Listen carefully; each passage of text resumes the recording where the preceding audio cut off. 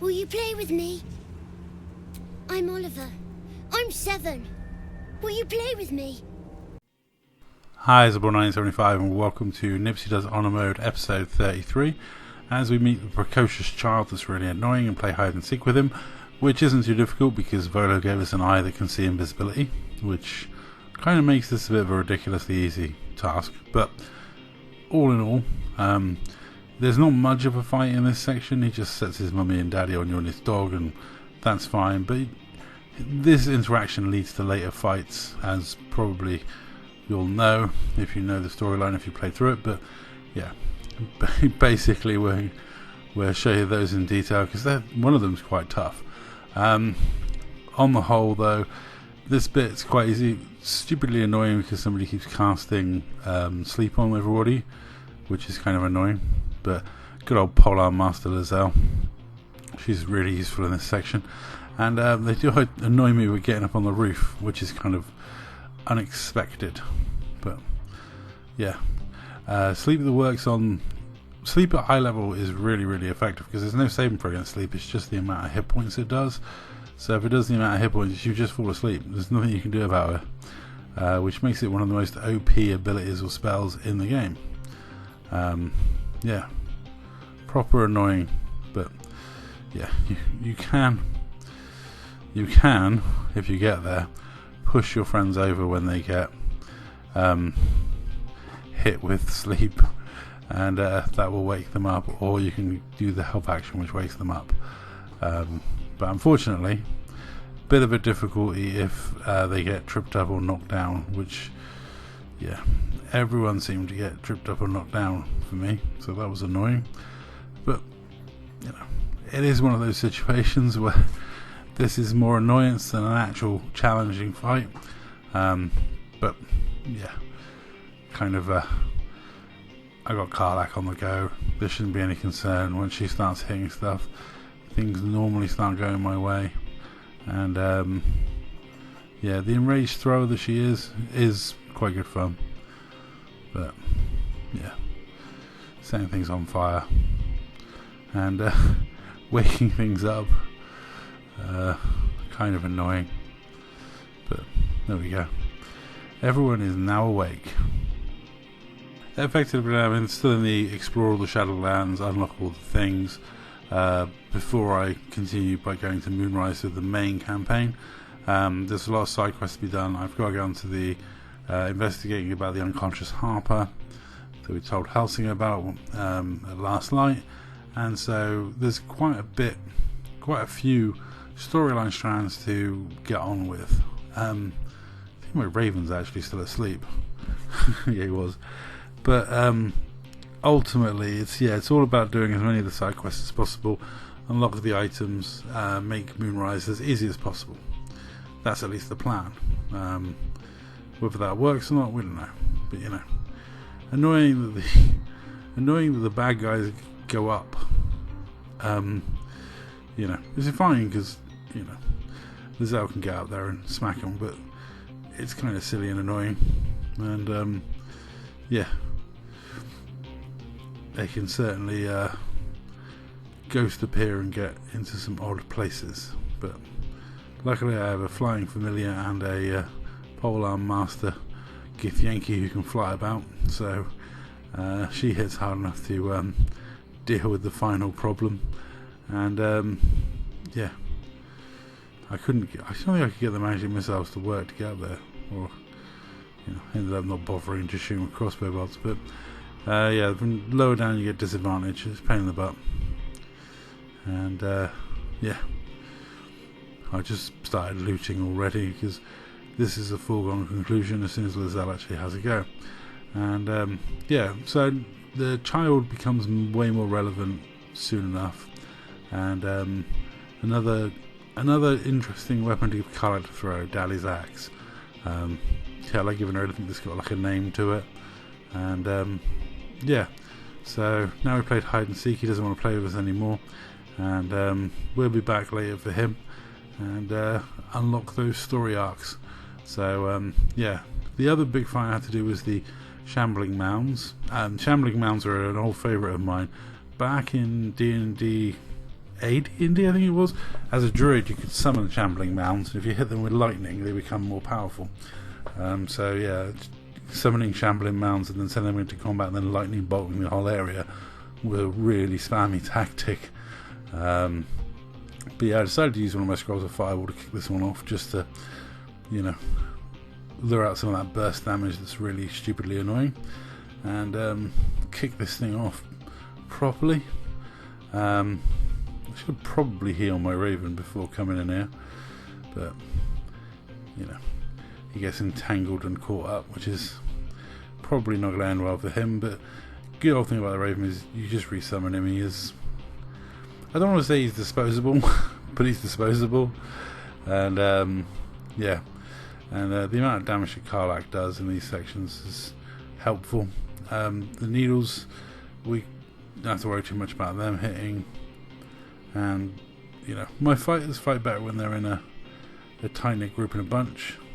I can't remember what Lazelle's done to get disadvantage, but she's got something on her at the moment. But you know, even with that on her, she's still effective. Oh, yeah, she's restrained at the moment. That's probably why. Immobilized. But yeah, she being immobilized does give her a disadvantage, but she does manage to hit, so that then unlocks a bit more damage to the lightning.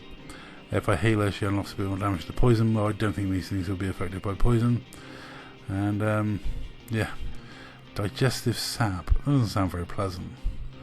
But let's get everyone blessed and blade warded, and yeah, use cutting words to help the sacred flame do some damage and put some orbs in play.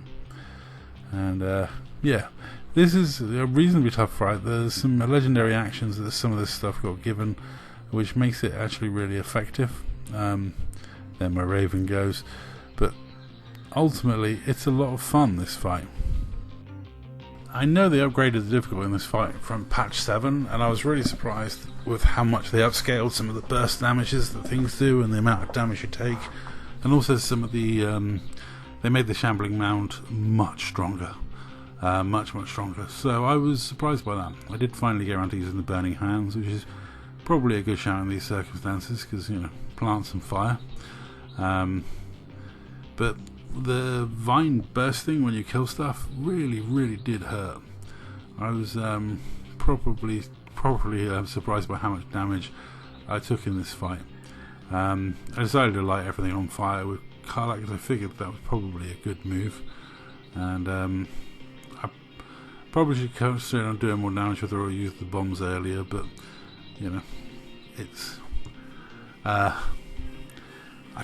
was really surprised at the amount of damage I was taking from the needles and the spines, etc. And I was really struggling to get hits going. I was having a lot of missed attacks, even with high probability, and really just not doing a lot of damage to the Shambling Mound at this point. But it's one of those fights. It got quite drawn out. But with my Life Cleric on the go, I'm always confident that I can bring it back with the amount of healing that she can do. Because you know, every time she heals, she does extra, and also blade wards and blesses everybody, which is really handy. As I admit, I did try and mess up this fight in several different ways. One, killing things when they were next to me, so they blew up and bursted damage next to me. Forgetting that Shambling Mounds were immune to lightning.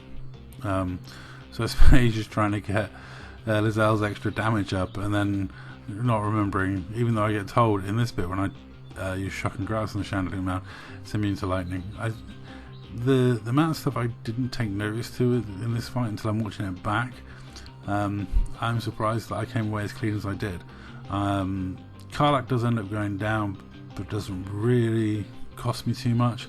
But you'll see here, Shambling Mound immune to lightning damage. I should have known, because like I say, I used to, as a druid, summon a Shambling Mound then, because in them days lightning used to cure the Shambling Mound. But I did decide to yeah, blow some stuff up, but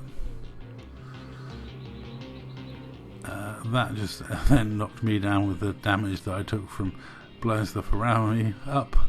But like I said, it's not too much of a bother. Karlach's quite a tank, so she'll soon be back up. And the good thing about having a life cleric is the amount of healing that they do. But I gotta say, my polearm master let me down in that sequence. Did not do a lot of damage. And also, I was lucky really, because I should have paid attention to how much damage that Karlach was taking when she was down. Because she, obviously she can only take a certain amount of attacks before she dies. But there you go, she's half healthy again, and this dude's trying to do constrict and stuff. Karlach's only going to have a partial turn this turn, but all in all, we're getting there. I still don't have Booming Blade, and I kept Shock and Grasping if it was immune to it. But I really need to rejig the spells since we've got Patch 8, and now we've got access to Booming Blade, because that's honestly one of the main spells I use for Nipsy throughout the campaign. If I was going to do one thing with Karlach, knocking it down and hitting it really hard was probably a good idea. But yeah, unfortunately the cell got constricted, so she got trapped, not able to do a lot that turn, which was a pain in the butt. But even more healing, let's go. And yeah, I mean, the amount of healing a healing cleric can pump into Karlach is great. And it's I can't believe how many times it's my force of habit at the moment is Shock and Grasp, step away, Shock and Grasp. But I managed to do some critical hitting while stood point blank. That was pretty useful. Karlach manages to end that guy, and once we got everyone focused on the shambling mound, it's not going to take that long, especially if Karlach keeps hitting that hard. I mean, tenacity doesn't really do a lot, but But for a random encounter, this is one of those mini boss fights that can be quite tough.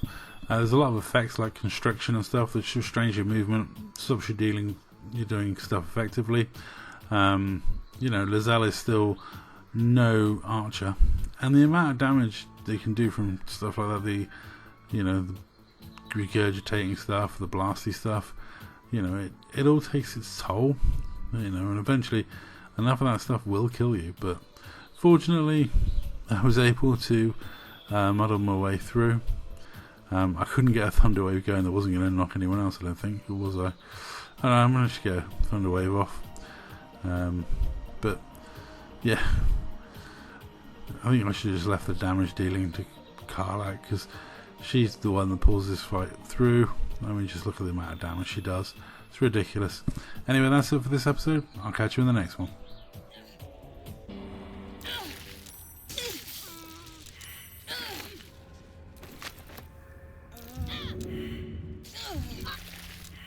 A little help, please.